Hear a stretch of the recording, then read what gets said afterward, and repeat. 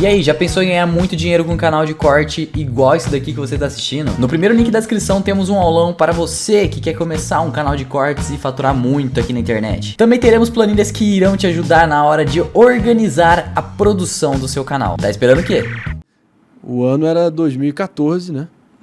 O vírus Ebola estava derretendo a África Ocidental, o Estado Islâmico estava se assumindo um califado, o Brasil ainda estava no departamento médico se recuperando da maior vergonha futebolística da nossa história. E nesse contexto que eu me mudei ali para o centro nervoso do mundo para estudar, cheio de sonhos, cheio de ambições. Você tinha acesso à elite nova-iorquina também?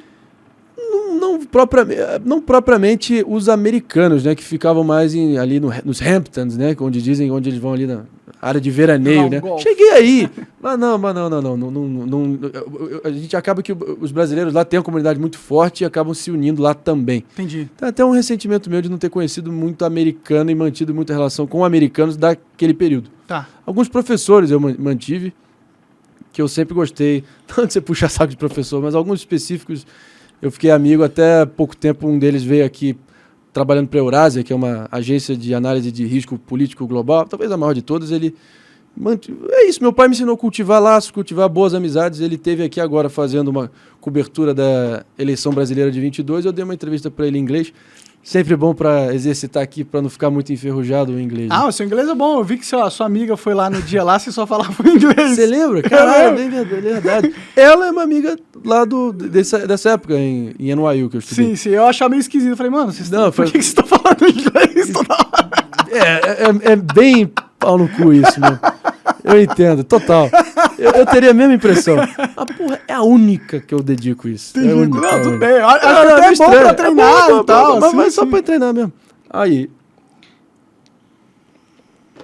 Monark, porra, eis que o que eu quis dizer que eu me mudava pra Nova York não se mudava pra não se sabe aonde, foi que eu tava lá morando no perímetro, onde ali em Greenwich Village, Lower East Side, onde tem a Washington Square Park, né? A praça principal, onde tem a arca do George Washington, onde tem uma praça ali que é cheio de banhistas, quando tá no verão, né? Banhistas, cães, traficantes de maconha vendendo ali no ponto. Esse eu gosto.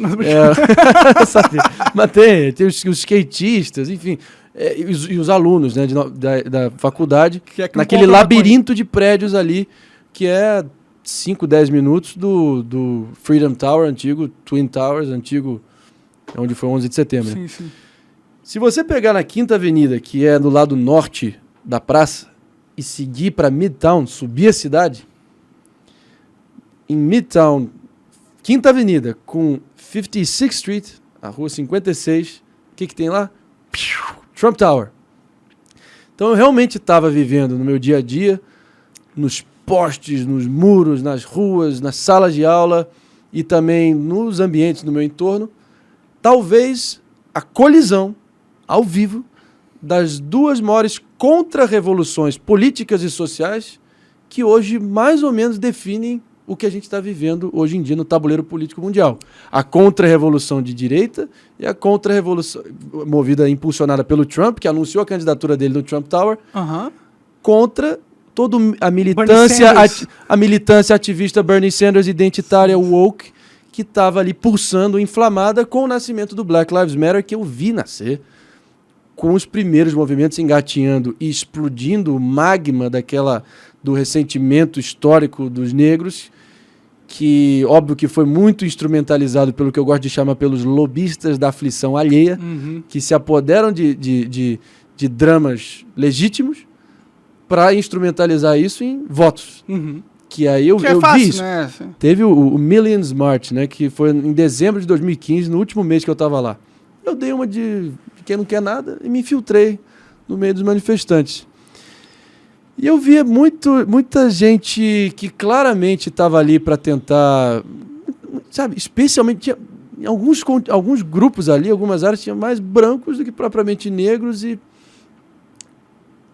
maioria ali de uma forma abobada de tentar espiar os pecados dos seus antecessores e não sentir um sentimento genuíno e uma coisa para tentar fit in, para tentar sentir Sim. E para tentar sentir... Ele percebe que, coisa, não é cool dentro da galera deles. Exato. E pra você ser cool, você tem que sentir culpa. Exato. E sentindo culpa... É a indústria da culpa e do ressentimento. Porque a culpa é politizável, né? Facilmente. Claro que é. E eu vi isso, eu notei isso. Mas como ficou tão escancarado também, eu já acabei dando meia volta e voltando para meu prédio no momento. Mas foi algo que me marcou muito. E eis que, do outro lado, a contra-revolução de direita, pessoas do interior americano, que cada vez mais estavam se sentindo corpos estranhos na globalização, da hiperglobalização mundial. Eu via isso, e eu vi isso nascendo, e o Trump conseguiu captar esses sinais e trazer isso para a retórica dele no discurso do Trump Tower de 16 de junho de 2015, quando ele desceu a escada rolante dourada do lado da Melania e fez aquele discurso dele de Mexicans are rapists e tudo mais. Nossa, ele vai a fundo mesmo na narrativa para aí vem o monstro laranja com o topete avantajado lançando a candidatura dele e, cara, do outro lado...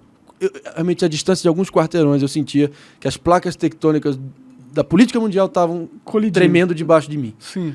Então isso foi muito pedagógico. Eu senti que eu estava num momento realmente decisivo. Eu via isso, eu não ficava apático, não ficava só no celular. Eu gosto de ver, eu sou um cara curioso, eu gosto de ver. Eu sou... Pessoalmente, né? Porra, eu não me contento a não ser ter algo concreto que eu possa me apegar.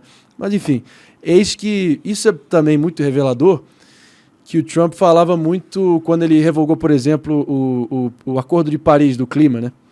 Ele falou, I'm governing for the citizens of Pittsburgh, Pennsylvania, not the citizens of Paris. O que ele quis dizer com isso?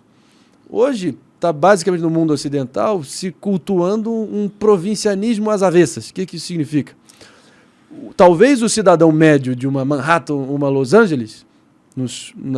as elites costeiras americanas têm muito mais em comum em relação a padrões de consumo, padrões culturais, qualquer elo pessoal, desde o filme que vê, a comida que come, o livro que lê, com o cidadão médio de uma Amsterdã, de Milão, de Tóquio, ou de Seul, de Paris, Milão, do que o texano ou o cara do Oklahoma com um calo na mão e o carvoeiro de West Virginia. Então isso é bem revelador, e naquele momento eu vi isso nascer e virar parte do jargão político do dia a dia. Pode crer. E aquilo definiu muito que o Milor Fernandes, que porra, é uma entidade, um cronista, humorista carioca, tem uns roda-vivas dele que são sacanagem. Milor Fernandes. Ele diz que... Fernandes é bem brasileiro. Não, sim. Milor, M-I-L-L-O, acento circunflexo R. Ele dizia o seguinte, né? Quando uma ideologia fica bem velhinha, ela vem morar no Brasil. E o Brasil tardiamente importa essas tendências americanas de uma forma bem tabajara, mas acaba pautando a nossa discussão também. Sim. Desde comunismo até... a esquerda queimando a estátua do Borba Gato, do Bandeirante, pegando a prática da militância de esquerda americana que está, enfim, tentando fazer esse apagamento radical da própria história. Sim, que é importante que sabe, se a história foi ruim, aí que está a importância de você saber como que ela foi. Exatamente. Porque o passado é prólogo, deixa lições, né? Sim. Então eu falo muito disso nesse momento histórico que eu vivi, emendando no meu retorno ao Rio de janeiro, onde um ano e meio depois eu viria a conhecer Jair Bolsonaro. E aí tem todos os bastidores. Não, cara, eu consigo extrair o melhor daquela experiência. Só que eu acho que para mim e para todos os meus, né? Uhum. Alguém tinha que contar finalmente a história como ela realmente se deu, de pessoas que não têm nenhum vínculo político formal. Eu não tenho.